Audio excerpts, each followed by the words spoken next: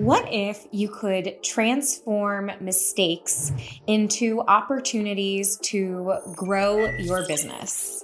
Yes, you heard that right. Mistakes happen. They are an inevitable part of life. But what happens after the mistake is made can be either something that instantly creates a bad taste, negative experiences, negative reviews, and a lot of headache and hassle, or can become an opportunity for you to be able to forge a deeper and more meaningful relationship with your customers. So if you would like to know how to do that, then let's go ahead and get into things.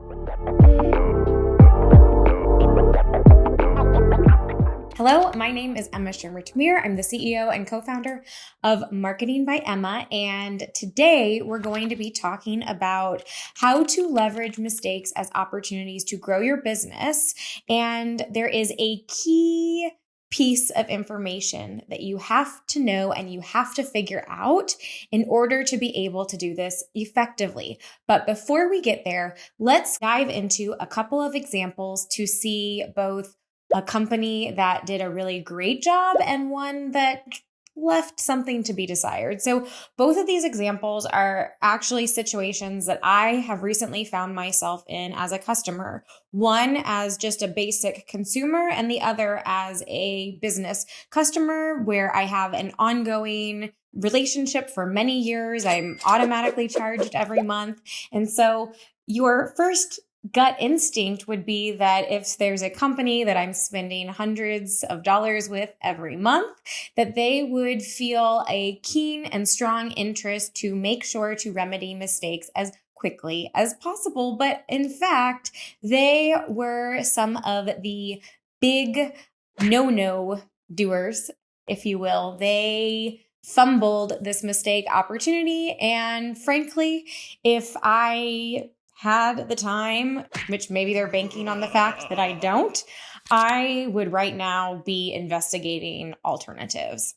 On the other hand, we have a situation where this is a company that I could take it or leave it. I don't necessarily need to be buying from them. There's a lot of competition. We're not talking about a very expensive purchase. And the way that they manage this totally transformed not only how I look at their company, but it has really strengthened my loyalty so that anytime I need a product like this, they are going to be my first thought. So there's immense power in this. This really can be a situation where you are either building loyalty and creating an opportunity for repeat revenue, even turning customers into evangelists who want to tell their friends and people they know about it. Or on the flip side, if you rub somebody the wrong way, if you really miss out on how to handle a situation like this, then you're going to be putting your business on the line. So an example, let's look at the good example first. So the good example is with a company called Chewy. Now, if you're not familiar, Chewy is a pet product marketplace where you can buy food and toys and any of the supplies that you might need for your pets. And they do some really smart things. And by the way, I'm trickling in that one thing that you need to do in order to be able to position yourself to really make the most of your mistakes. I actually hear Pickle out there in the hallway. He must know that I'm talking about his food and his treats. And so I think he came scurrying. Pickle is my dog, if you are not familiar. But okay, I am losing my train of thought. Back to the matter. So I placed an order with Chewy about a week ago. And I went to go open it up in the morning when I needed to give Pickle his joint supplement.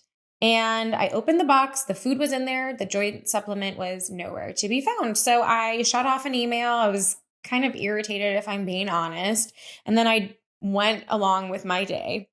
And I recognized later when I checked my personal email, so I emailed them at 8:28 a.m. and I heard a response back 1 hour and 2 minutes later. So sorry that the order didn't arrive. That is not the Chewy norm. Rest assured, I placed a replacement order for the supplements. Please give your furry friends our love if we can do anything else for you. So just owning the mistake, being really clear about next steps, and throwing in a little bit of personalization. So giving my furry friends some love. So what you might be starting to see here is it isn't just about the way that they manage the mistake. It's about how they treat me as the customer. Because ultimately, in business, the customer should always be at the center of every single thing that you're doing.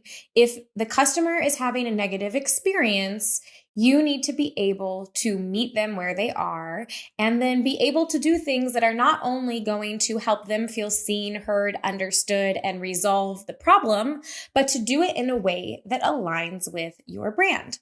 So this email, just both by how prompt they were as well as by how friendly they were, I really appreciated it. So I said, thank you so much. Really appreciate your customer service. Thanks for taking the time to reply. Please give Pickle extra belly rubs from all of us here at Chewy. So now, not only did they reply back to an email that they frankly didn't have to respond to, but they bring Pickle into the mix, which of course, I'm like a lot of dog moms out there, which is when you bring up my dog, I'm going to get all mushy. And it just really made me feel very seen. And they clearly have a strong perspective on who they are as a brand. In fact, I also know that when they learn of a pet's death, they will actually send flowers as a condolence to the family. And then they'll tell you to donate whatever items that you no longer need to a pet shelter. So there's a really thought out understanding, again, of the customer and what's going to really impact them emotionally and who they are and how they want to show up in these different kinds of situations. Now, the complete opposite of this lovely, chewy mistake gone right is a situation that started about a month ago. Honestly, up until this point, I have been a huge advocate of I really love their tool for so many reasons, but they have left me with such a bad taste in my mouth after this interaction. They were very slow to respond. They did not keep me updated with the issue. I received mixed messages about what the issue was, what they needed to do in order to fix it. And there was at no point in time also any recognition of the fact that I'm a business owner, that this is affecting not only me, but also people in my business, the clients that I serve. It's very stressful. It's not something that I'm capable of resolving independently. They didn't give me any updates of timelines. And when it was fixed, there was not even an apology or any attempt to acknowledge the inconvenience and the stress and the loss of time and energy and some even financial repercussions from all of this. This is a massive company. This is a company that I also am in a position to be recommending to other people. And so you would think that they would be really mindful of how they manage these situations, but instead, the customer service is completely disjointed from the brand and how they show up and represent themselves in podcast commercials and on LinkedIn and in all of these different places. You know, they're all about meeting business owners where they are and helping them bring their dreams to reality. And that couldn't be further from the truth when it came to at time when there was a problem and things were not going well. And so both of these situations, while they're quite different and were managed in very different ways, so now we're really getting into the meat of things. And that key thing that I mentioned that you must do in order to position your business in a way to manage mistakes as opportunities that can strengthen those relationships with your customers is you must have a clear understanding of brand identity. So many people make the mistake of assuming that your brand is simply your logo, your design, your colors. Maybe they go a little bit deeper and they're thinking about your website or how you show up on social media. But the fact of the matter is that your brand identity influences every single layer of your business. And not only that, but your brand is not something that you get to fully dictate as the business. Your brand is actually decided by other people, the customers, the market, and how they feel and perceive your brand to be. So this is a perfect example with where they are saying, we are one thing. However, the customers, as they're interacting with them, are realizing, hey, we're actually experiencing you in a very different kind of way. So just like people can present themselves as one way, but then act in very different ways where there is that disconnect, the same thing can happen with brand. So your brand is not just the exterior colors and design choices and language. Your brand is every single decision that you're making. And are you putting the customer at the center? And are you aligned? Do you have a cohesive, consistent way of showing up? Now, Chewy is a fantastic example of this. They are obviously very pet-centric. It's not just even about the human, but really making a better world for the animals that are in it and the humans that are taking care of those animals.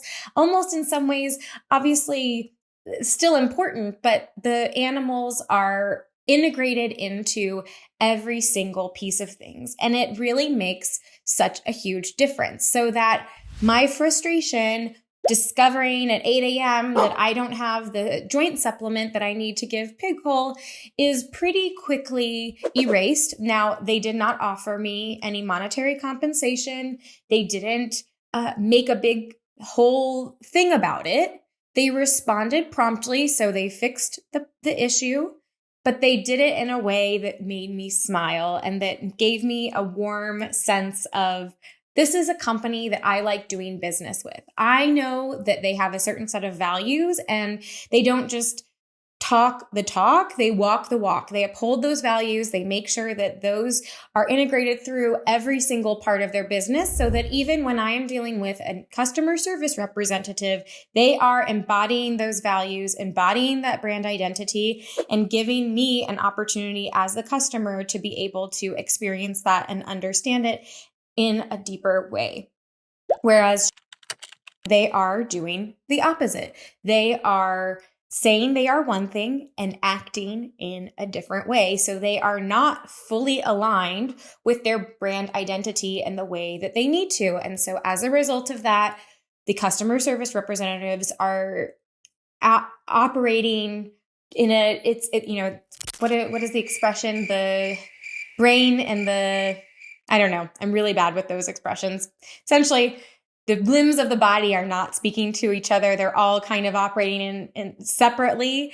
And clearly, the customer service unit does not have clear directives of how to treat customers and how the brand should be showing up.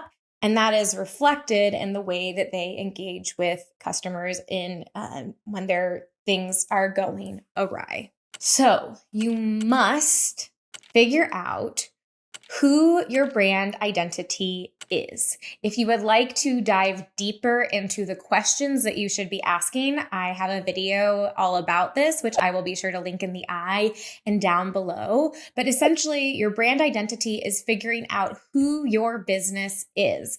What are your core values? What kind of world are you hoping to create? How do you want to show up? How do you speak? How do you make people feel? And there's a lot of fun ways that you can get closer and closer to some of those things and also communicate that with the rest of your team or contractors or anyone else who might be involved in representing your brand. And the second piece of that, you need to figure out your brand first, because if you're just doing this next step, it's not going to be as powerful. So once you understand who your brand is, and not just you, everyone in your business also has to have a really clear understanding of this, then you can amplify it by building out a customer avatar. And by doing that, now you're not just thinking about how your brand shows up, but you're really able to establish an opportunity for dialogue and to be able to see your customers, to understand what they care about. So this is one of the places where really dropped the ball. Not only are they not in alignment with who their brand is or who they say their brand is, but they failed to recognize what I care about most as a customer. They didn't see me. They didn't understand what my concerns are, that I don't have a lot of time. This is stressful.